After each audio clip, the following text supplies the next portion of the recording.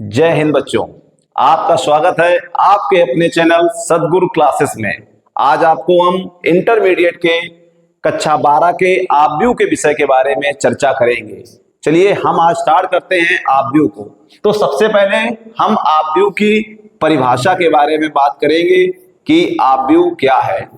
आव्यूह संख्याओं या फलनों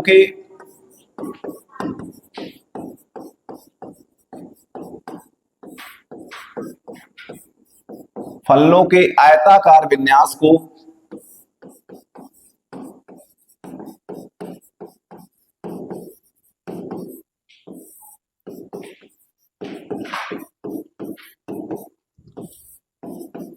आव्यूह कहते हैं।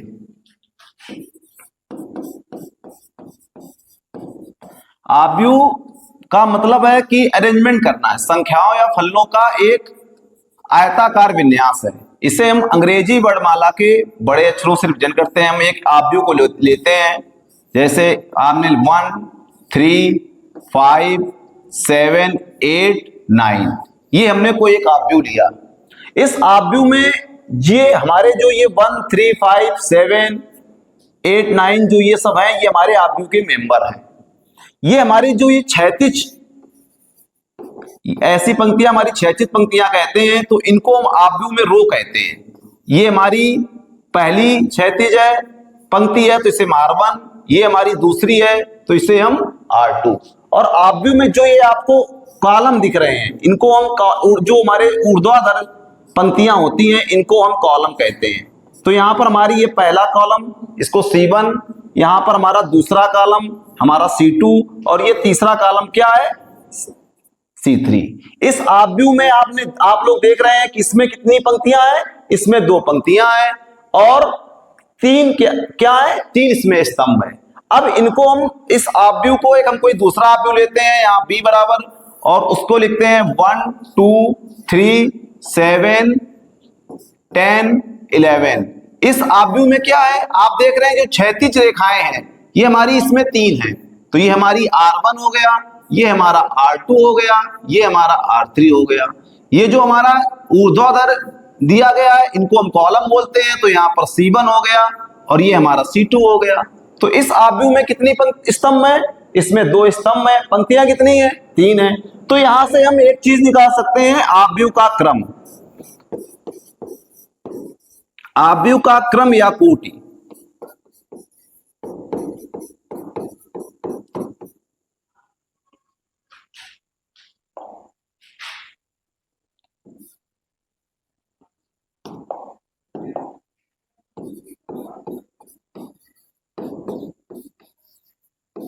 तो इस जो आपको आव्यूह ए दिया गया था, इसका हमारा जो ये आव्यूह ए आपको दिया गया है, जो हमने भी आपको बताया था 1 3 5 7 8 9। अब इसके जो कोटि है, इसका क्रम या कोटि है, इसको हम यहां पर लिखते हैं। तो यहां लिखते हैं, सबसे पहले हम पंक्तियों को लिखते हैं। तो इसमें कितनी पंक्तियां थी, तो 2, और इसमें स्तंभ कितने थे, 3। तो इसका क्रम या कोट हो गया 2 क्रॉस 3। और जो हमने ये आपके सामने एग्जांपल लिया था B बराबर, इसको 1 7 2 10 3 11, इसका जो क्रम है, इसमें 3 पंक्तियां थी तो यहां पर 3 लिख दिया गया, इसमें 2 स्तंभ थे तो यहां पर 2 स्तंभ। तो इसका ऑर्डर हो गया 3 क्रॉस 2। तो यहां से हम एक चीज और सीख सकते हैं कि आव्यूह में अवयवों की संख्या, कोई भी आपको आव्यूह दिया जाएगा उसमें अवयवों की जो संख्या होगी या उसके सदस्यों की जो संख्या होगी वो क्या होगी, पंक्ति इंटू स्तंभ। मतलब अगर बात करें जो हमारा आव्यूह ए दिया गया था, इसमें कितने अवयव हैं टोटल, तो इसमें हमारी 2 पंक्तियां थी, 3 स्तंभ थे, तो इसमें कुल अवयवों की संख्या हो गई 6। और जो हमारा दूसरा आव्यूह ये वाला दिया गया था, इसमें कितने अवयव हैं, तो इसमें भी अवयवों की संख्या कितनी हो गई, 3 इंटू 2, तो ये हो गया, इसमें भी हमारे कितने अवयव हैं, 6 हो गए। अब हम थोड़ी अपनी चर्चा को आगे बढ़ाते हैं। अब हम आपसे चर्चा करते हैं आव्यूह के क्रम। अब हम तत्वों की पहचान, आव्यूह में जो हमारे तत्व हैं उनकी पहचान कैसे करते हैं।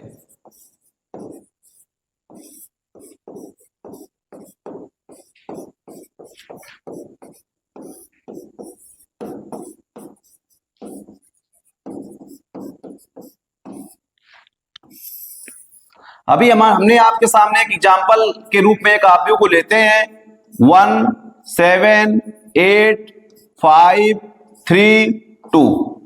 ये हमारा कोई आव्यूह है। अब ये आव्यूह इन तत्वों से मिलकर बना है। ये हमारे क्या है, इस आव्यूह के मेंबर हैं।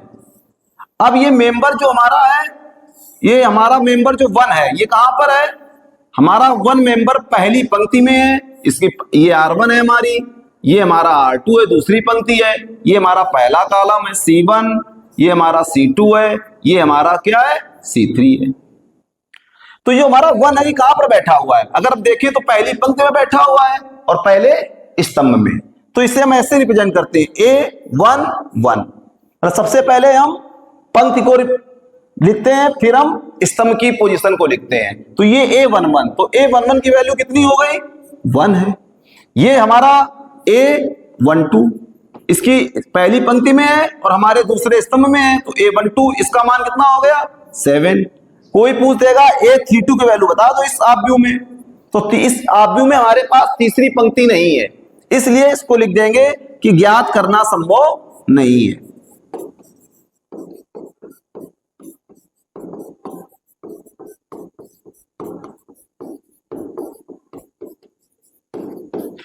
याद करना संभव नहीं है। तो इस हम किसी भी आव्यूह में अगर किसी तत्व की पहचान करते हैं तो उसको हम AIJ इस प्रकार से प्रेजेंट करते हैं। I हमारी पंक्ति की पोजीशन को बताता है कि पंक्ति किस पंक्ति में हम हैं, और J हमारा स्तंभ की पोजीशन को बताता है कि स्तंभ किस स्तंभ में हमारा मेंबर है। तो इस प्रकार से हम इस आव्यूह जिससे मिलकर आव्यूह हमारा बना होता है उनके तत्वों की हम क्या कर सकते हैं, पहचान कर सकते हैं। अब हम आगे अपनी और चर्चा को बढ़ाते हैं। हम स्टार्ट करते हैं आव्यूह का निरूपण। कोई भी आपको जो आव्यूह दिया जाएगा उसका हम निरूपण कैसे करते हैं।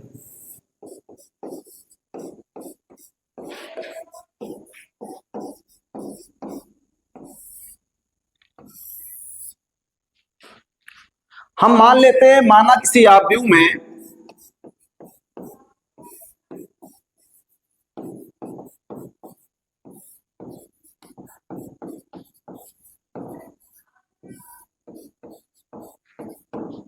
M पंक्ति है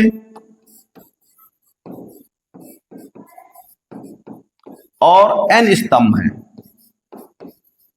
हमने मान लिया जो हम आव्यूह मानेंगे उसमें M पंक्ति है और N स्तंभ है। अब उस आव्यूह में जब हम चर्चा चलाएंगे तो हम इसको A बराबर ऐसे लिखेंगे कि भैया A11 A12 A13 और डॉट डॉट कहां से, पंक्ति तो हमारी एक है और स्तंभ कितने आएंगे, N स्तंभ हमने माने हैं तो यहां पर N स्तंभ आएंगे।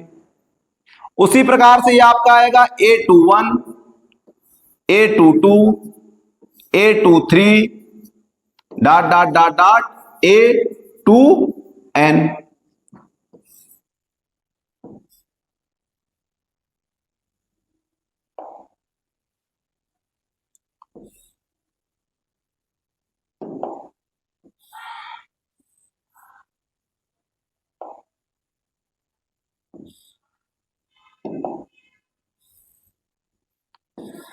A31 A32 A33 dot dot dot dot A3N। इसी प्रकार से हम नीचे की तरफ चलेंगे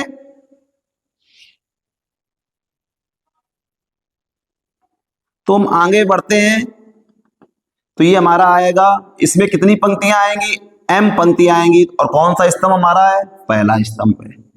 इधर आएंगे तो हमारा M पंक्ति है, स्तंभ कौन सा है, दूसरा है AM3 और डॉट डॉट डॉट AMN। और यहां पर हम किसी आव्यूह का, हमने भी आपको बताया था, यहां पर किसी आव्यूह का हम क्रम रखते हैं तो ये आपका आ जाएगा M क्रॉस N। अब जो हमारा ये M है, ये M हमारा किससे बिलोंग करेगा, I किसको बताता, हमने बताया था पंक्ति की पोजीशन को बताता है। तो I का मान जो होगा वो क्या होगा, 1 से बड़ा होगा और किससे छोटा होगा, भैया M से छोटा होगा। और जो j है, j का मान भी n से छोटा होगा किंतु a से बड़ा होगा।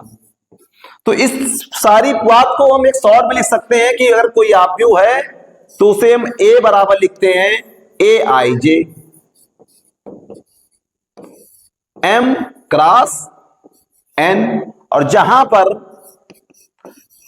हमारा जो ये i है ये लेस देन इक्वल m होगा, किंतु ये जो हमारा है वो एक से क्या होगा, बड़ा होगा या उसके बराबर होगा।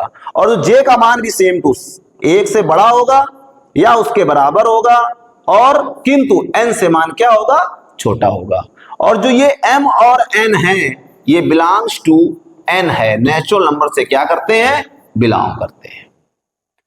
तो इस चीज को आप लोग नोट कर लीजिए। अब हम अपनी चर्चा को आगे और थोड़ा बढ़ाते हैं। आव्यूह के प्रकार, उससे पहले हम आपको एक एग्जांपल करा देते हैं आव्यूह की रचना का। आव्यूह की रचना करना, अभी हमने आव्यूह का निरूपण बताया तो उसी से रिलेटेड एक क्वेश्चन आपको कराया दे रहे हैं कि आव्यूह की रचना, हम आव्यूह की रचना कैसे करते हैं। एक सवाल है, एक 2x3 कोटि के आव्यूह की रचना करो जहां aij इक्वल i-2j। सवाल कह रहा है एक 2x3 कोटि के आव्यूह की क्या करें, रचना करिए जहां पर aij इक्वल दे रहा है 2 - i-2j। तो सबसे पहले हम क्या करेंगे, एक आव्यूह मान लेंगे, माना कोई एक जो आव्यूह है 2x3 का वो निम्न प्रकार से होगा। अब इसमें कितनी पंक्तियां हैं, 2 हैं, तो यहां हम पहले करेंगे a11 और a21। अब 2 पंक्तियां हो गई हमारी। स्तंभ कितने हैं, 3 है, तो भैया a12 और a13, a22 a23। अभी हमारा 2x3 का एक हमने आव्यूह बना लिया। अब यहां पर जो इसके मेंबर हैं वो किसको रिप्रेजेंट करते हैं, अभी बताया हमने आपको कि aij को रिप्रेजेंट करते हैं। अब इस aij, अब aij इक्वल है क्या आपके पास, तो aij इक्वल आपके पास है i-2j, i-2j। अब हमें सबसे मान i को क्या बताता है, पंक्ति को, तो यहां a11 मतलब i की जगह 1 और j की जगह 1, तो यहां क्या आया, हमारा i की जगह हमने 1 रखा, -2 इंटू j की जगह 1 रखा, तो क्या आएगा 1 - 2 बराबर -1।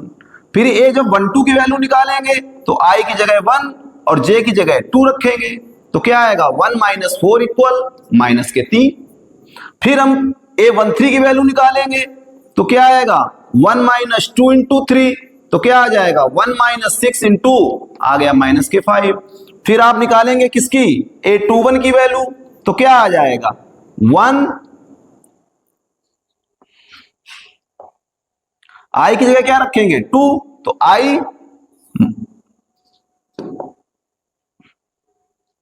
2 - 2 इंटू 1, तो आ गया 2 - 2 इक्वल 0। फिर आप निकालेंगे a22 की वैल्यू, तो क्या आएगा 2 - 2 इंटू 2, तो आ जाएगा 2 - 4 इक्वल -2। और अब आपका लास्ट बचा a23 की वैल्यू, तो आ जाएगा 2 - 2 इंटू 3, तो आ जाएगा 2 - 6 बराबर -4। ये सारे मान हमने निकाल लिए।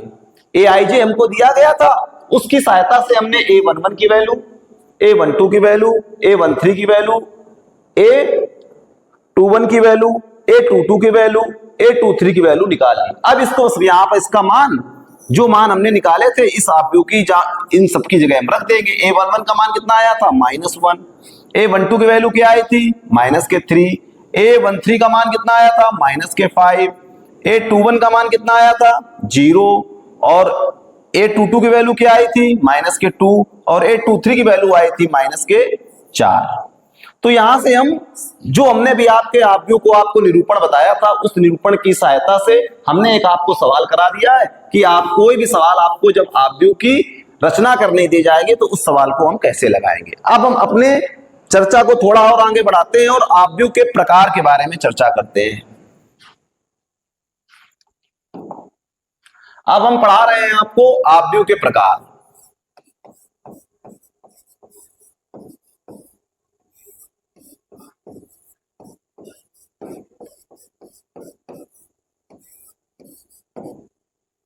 आव्यूह के प्रकार। अब अभी हमने आपको बताया कि जो आव्यूह होता है वो A इक्वल AIJ और M क्रॉस N, मतलब M किसको रिप्रेजेंट करता है? कुल पंक्तियों की संख्या को,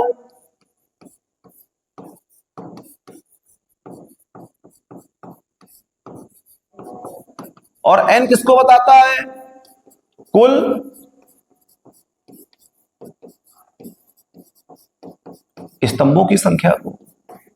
तो यहां पर क्या है? M और N का खेल है पूरा। तो यहां पर एक तो आएगा सबसे पहले कि M बराबर N, मतलब जहां पर पंक्ति और स्तंभ किसी आव्यूह में क्या होंगे? बराबर होंगे, तो उस आव्यूह को हम वर्ग आव्यूह कहते हैं। पहली कंडीशन हमारी क्या बन गई? M equal N। तो भैया एक ऐसा आव्यूह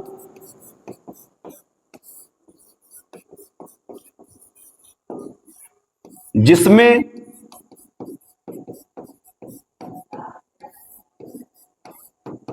पंक्तियों की संख्या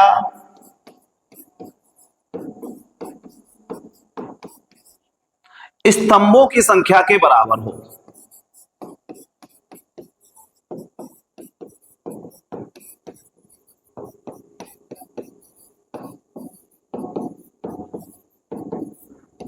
बराबर हो, वर्ग आव्यूह कहलाता है।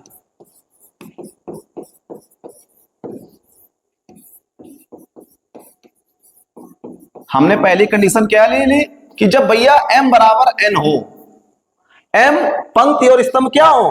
बराबर हो, तो ऐसा आव्यूह जिसमें पंक्तियों और स्तंभों की संख्या कैसी हो? बराबर हो, तो ऐसे आव्यूह को हम क्या कहते हैं? वर्ग आव्यूह कहते हैं। जैसे इसको रिप्रेजेंट कैसे करेंगे व्यापक रूप में?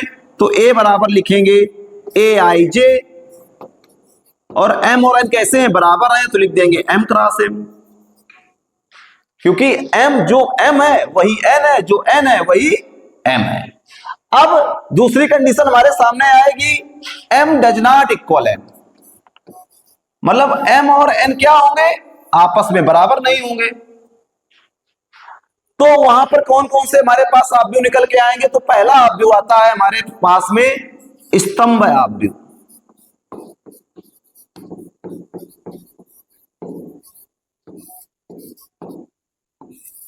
चलिए इसको हम नेक्स्ट पेज में देखते हैं स्तंभ आव्यूह को। वर्ग आव्यूह का एक एग्जांपल आपके यहां पर लिख देते हैं। ये A बराबर 2 3 5 7, इसमें कितनी पंक्तियां हैं? 2 पंक्तियां हैं, 2 स्तंभ हैं, तो ये 2 क्रॉस 2, मतलब 2 क्रॉस 2 का क्या है? एक ये वर्ग आव्यूह है। इसको हम शॉर्ट में 2 कोटि का आव्यूह भी कह सकते हैं, केवल शॉर्ट में एक ही शब्द से इसे हम कह सकते हैं 2 कोटि का आव्यूह है। जैसे हम 2 कोटि का इसे आव्यूह कहेंगे तो आप लोग समझ जाएंगे कि सर जी 2 क्रॉस 2 की बात कर रहे हैं, मतलब 2 पंक्तियां हैं और 2 आव्यूह, 2 पंक्तियां 2 स्तंभ हैं। अगर हम कोई एक आव्यूह और ले लेते हैं इसी में,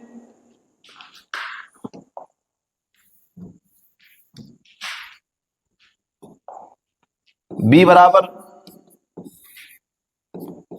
3 7 8 1 5 2 11 12 13, इसमें कितनी पंक्तियां हैं? 3 पंक्तियां हैं और 3 स्तंभ हैं। इसे क्या कहेंगे? 3 कोटि का वर्ग आव्यूह है। तो जैसे हम 3 कोटि के वर्ग आव्यूह की बात करेंगे, आपके मान में आ जाएगा कि एक ऐसा आव्यूह जिसमें 3 पंक्तियां हैं, 3 स्तंभ, ऐसे आव्यूह को हम वर्ग आव्यूह कहते हैं।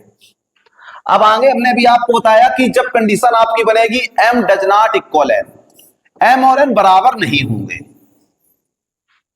तो हमारा एक पहले आता है पंक्ति आव्यूह।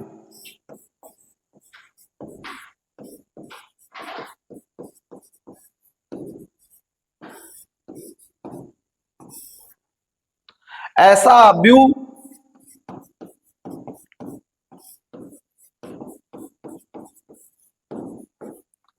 जिसमें केवल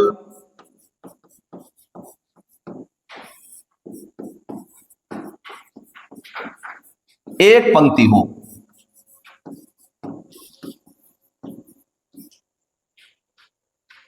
पंक्ति अव्यू कहलाता है।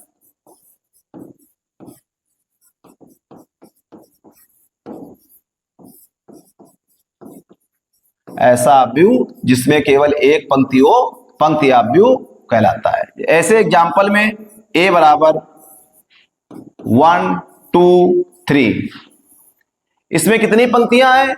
एक पंक्ति है। स्तंभ कितने हैं? 3 स्तंभ हैं। अब व्यापक रूप में इसको कैसे लिखेंगे? a बराबर aij 1 क्रॉस n, क्योंकि जो स्तंभों की संख्या है वो n तक हो सकती है, पंक्ति केवल एक रहेगी। इसी तरह से एक अव्यू और आपके सामने आ रहा है, स्तंभ अव्यू।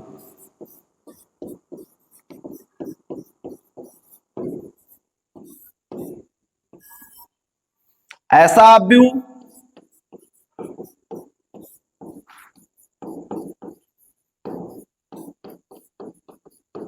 जिसमें केवल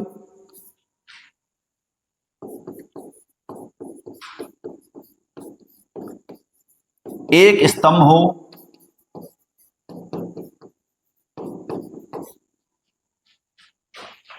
स्तंभ अव्यू कहलाता है।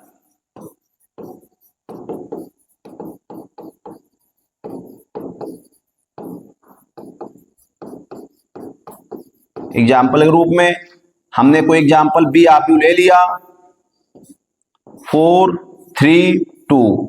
इस अव्यू में पंक्तियां कितनी हैं? देखिए, जो हमने बताया था कि क्षैतिज रूप से जो लिखे होते हो पंक्तियां होती हो, 3 पंक्तियां हैं, स्तंभ 1 है। इसको व्यापक रूप में लिख सकते। बी बराबर हम बता रहे थे आपको बी आई जे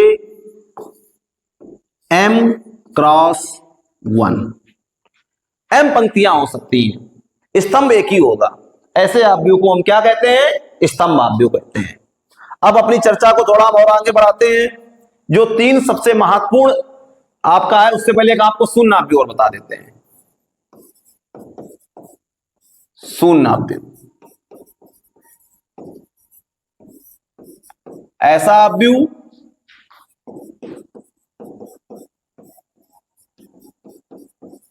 जिसका प्रत्येक अवयव शून्य हो।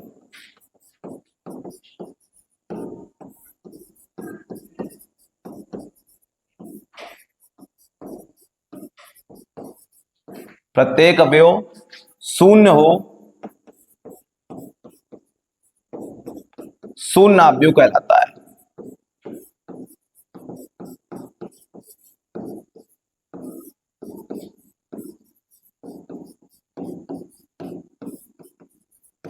एग्जाम्पल के तौर पर 0 0 0 0, ये कैसा अव्यू है?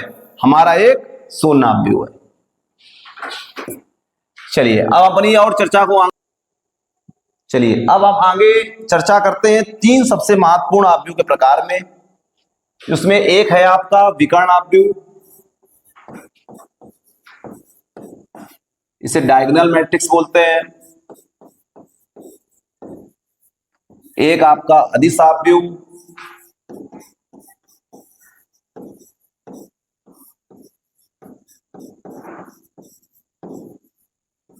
और एक आपका होता है इकाई तस्मक अव्यू, इसे तस्मक अव्यू भी कहते हैं।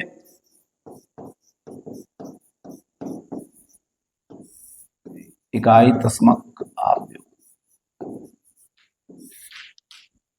तीनों अव्यू में ये प्रकार है, इनमें तीनों की विशेषता ये है कि तीनों वर्ग अव्यू होते हैं। विकर्ण अव्यू की पहली कंडीशन ये है कि ये वर्ग अव्यू होगा। अदिश अव्यू की भी कंडीशन, पहली कंडीशन यही है कि ये वर्ग अव्यू होगा। और इकाई तस्मक अव्यू भी इसकी पहली कंडीशन है कि ये हमारा क्या होगा? वर्ग अव्यू होगा। तो एक वर्ग अव्यू, अब इसकी परिभाषा पहले हम देखते हैं। एक वर्ग अव्यू, एक वर्ग अव्यू हम मान लेते हैं ए बराबर ए आई जे।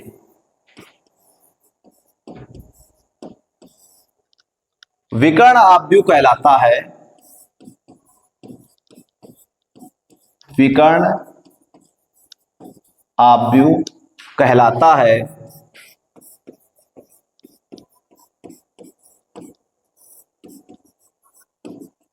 जब उसके मुख्य विकर्ण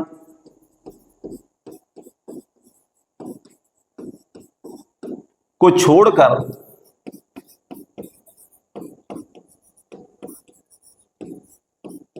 शेष सभी तत्व,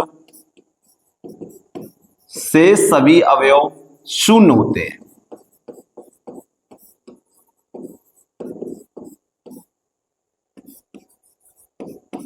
इसको मैथमेटिकल रूप में देखते हैं।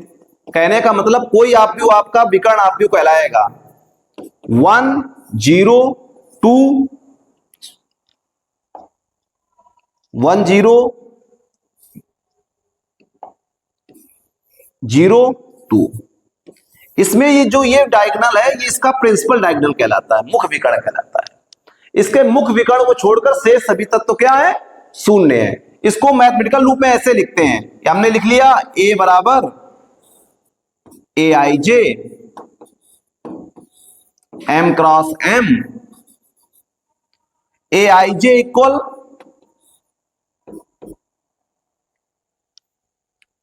जीरो जब आई डज नॉट इक्वल जे। मतलब जब इस कोई भी वर्ग आपव्यूह में आई और जे डज नॉट, मतलब आई डज नॉट इक्वल जे, मतलब आई और जे जब बराबर नहीं होंगे तब उसका मान क्या होगा? शून्य होगा। अगर ऐसा कोई आपव्यूह है तो हमारा वर्ग आपव्यूह कहलाता है। इस वर्ग आपव्यूह को हम विकर्ण आपव्यूह को ऐसे भी लिखते हैं D I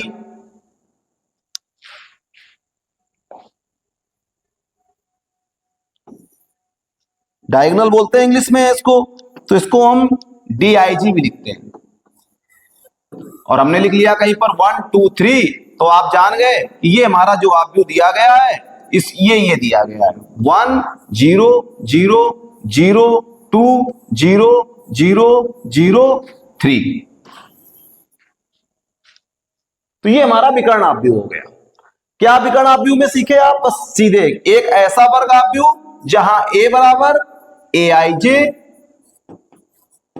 am cross M, क्योंकि ये वर्ग आपव्यूह है, जितनी पंक्तियां हैं उतने स्तंभ हैं, और ए आई जे इक्वल जीरो जब आई डज नॉट इक्वल जे। आई और जे जब बराबर नहीं होंगे तो वहां पर उसका मान क्या होगा? उस तत्व का मान क्या होगा? शून्य होगा। उस आपव्यूह को हम विकर्ण आपव्यूह कहते हैं। यही मैंने लिखवाई परिभाषा है आपको। एक वर्ग आपव्यूह ए बराबर ए आई जे विकर्ण आपव्यूह कहलाता है जब उसके मुख्य विकर्ण को छोड़कर शेष सभी तत्व क्या होते हैं? शून्य होते हैं, तो वो विकर्ण आपव्यूह कहलाता है। शॉर्ट में आप इसे बिल्कुल ऐसे समझ सकते हैं, मैथमेटिकल रूप में, गणितीय रूप में आप इसे समझ सकते हैं। अब हम आगे चर्चा करते हैं अदिश आपव्यूह की।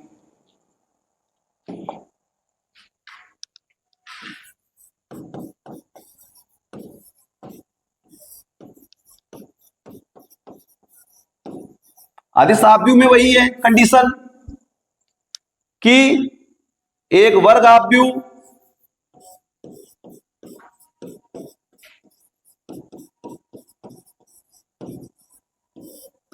ए बराबर ए आई जे अदिश आपव्यूह कहलाएगा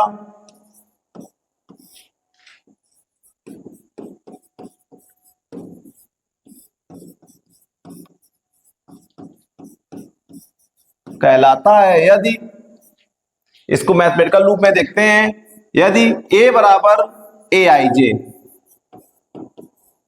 एम क्रॉस एम, क्योंकि वर्ग आपव्यूह है, A I J equal zero जब आई डज नॉट इक्वल जे। बिल्कुल विकर्ण आपव्यूह की तरह कंडीशन लग रही है। A I J equal zero, A I जे का मान क्या होगा? जीरो होगा जब क्या होगा? ए आई डज नॉट इक्वल जे, आई और जे क्या होंगे? आपस में बराबर नहीं होंगे। लेकिन वहां पर जो अब ये ए आई जे इक्वल के, कि यहां पर कोई अचर है आपका, जब आई इक्वल जे, आई और जब जहां पर जे बराबर होंगे तो वहां पर के आएगा। के मतलब कोई आपका अचर हो सकता है, जैसे आप ए बराबर आपको दिया गया है और इसको हम लिखते हैं 1 0 0 1, ये के क्या है, अचर है कोई। दूसरा एग्जांपल लेते हैं 3 0 0 0 0 0 3 0 और 0 0 3। इस आव्यूह में भी क्या है, जो इसका प्रिंसिपल डायगोनल है, यहां पर आई और जे क्या है आपके बराबर है, उनको छोड़कर सभी तत्व क्या है, शून्य है, ये के है। और के जहां पर के क्या है, आपका अचर है।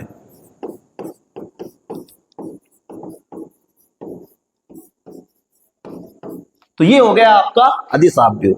अब हम चलते हैं इकाई तस्मक आव्यूह की तरफ।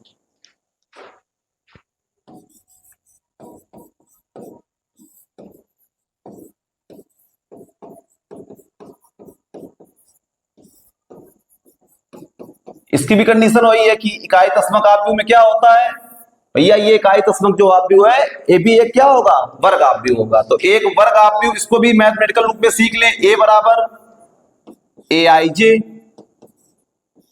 एम क्रॉस एम, जहां ए आई जे क्या होगा, यहां पर ए आई जे इक्वल 0, वही कंडीशन इसमें भी आ रही है condition, A I J equal 0 कब, जब आई डज नॉट इक्वल जे, आई और जे क्या होंगे, बराबर नहीं होंगे। और ए आई जे इक्वल 1 जब आई इक्वल जे, मतलब आई और जे का मान जहां पर क्या होंगे, बराबर होंगे, तो वहां पर उसका मान 1 आएगा। जैसे एग्जांपल, इसको हम आई से भी रिप्रेजेंट करते हैं, आई बराबर 1 0 0 1, ये हमारा 2 क्रॉस 2 का इकाई तस्मक आव्यूह। कभी कभी आपको सवाल में दे देगा कि 2 कोटि का इकाई तस्मक आव्यूह लिखिए, तो आपको मान नहीं देगा, आपको जहां समझना है कि 1 0 0 1, इसे हम कभी कभी I2 भी लिखते हैं, I2 बराबर 1 0 0 1। अब आपसे कोई पूछ देगा I3 का मान क्या है, तो क्या आएगा, 3 कोटि के ऑर्डर की बात कर रहा है, तो 1 0 0 0 1 0 0 0 1। तो ऐसे आव्यूह को हम क्या कहते हैं, इकाई तस्मक आव्यूह कहते हैं। इसे सामान्यतः हम आई से रिप्रेजेंट करते हैं, कहीं कहीं पर आपको I2 I3 मिल जाएगा। I2 का मतलब हो गया 2 कोटि का आव्यूह और I3 का मतलब हो गया 3 कोटि का आव्यूह। अब हम हमारे इस एक्सरसाइज का एक लास्ट टॉपिक बचा है, आव्यूह की समानता। चलिए उसको और देख लेते हैं।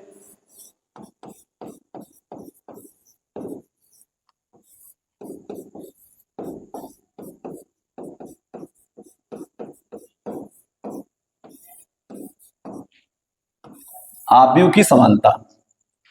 अब आव्यूह की समानता सदैव 2 आव्यूहों के बीच में होगी। तो मान लेंगे, माना ए आव्यूह कोई आपका है, वो क्या है, ए आई जे इक्वल है एम क्रॉस एम, और कोई दूसरा आव्यूह दिया गया है बी बराबर B I J M cross M N. दोनों जब 2 आव्यूहों की हम तुलना करेंगे या समानता करेंगे, तो सबसे पहली कंडीशन क्या होगी, दोनों आव्यूहों की पंक्तियों और स्तंभों की संख्या क्या होनी चाहिए, बराबर होनी चाहिए। इसके बाद मतलब पहली कंडीशन क्या होगी कि 2 आव्यूह मानेंगे, माना 2 आव्यूह ए और बी हैं, माना 2 आव्यूह ए और बी हैं, ए और बी, इनके बीच जब समानता होगी तो पहली कंडीशन क्या होगी, आव्यूह जो दोनों आव्यूह दिए गए हैं, आव्यूहों के क्रम समान हो।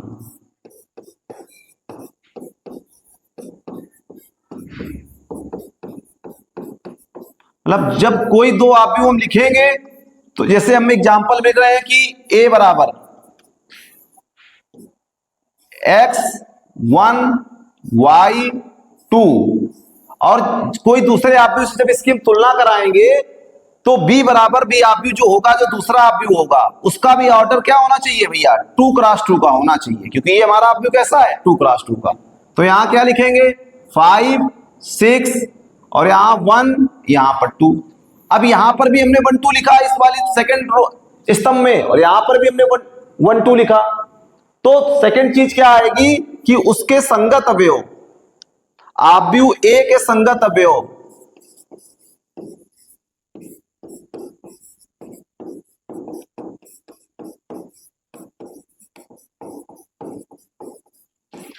बी के संगत अवयव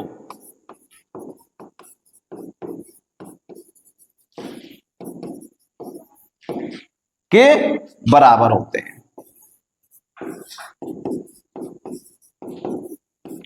कहने का मतलब अगर कोई आव्यूह आपको ए दिया गया था ए I J equal B I जे, कहने का मतलब ए वन वन के बराबर आएगा। अगर दो आव्यूह आपस में इक्वल हैं तब A11 B11 के बराबर आएगा, जो दो आव्यूह दिए जाएंगे, और A12 B12 के बराबर आएगा। तो ये आपका आव्यूह की समानता हो गई। अब ये आपका जो आव्यूह आपके यूपी बोर्ड का दिया गया फर्स्ट एक्सरसाइज का, आपकी एक्सरसाइज आपको एनसीईआरटी बुक आपको कराई जाएगी। तब तक के लिए बच्चों जय हिंद।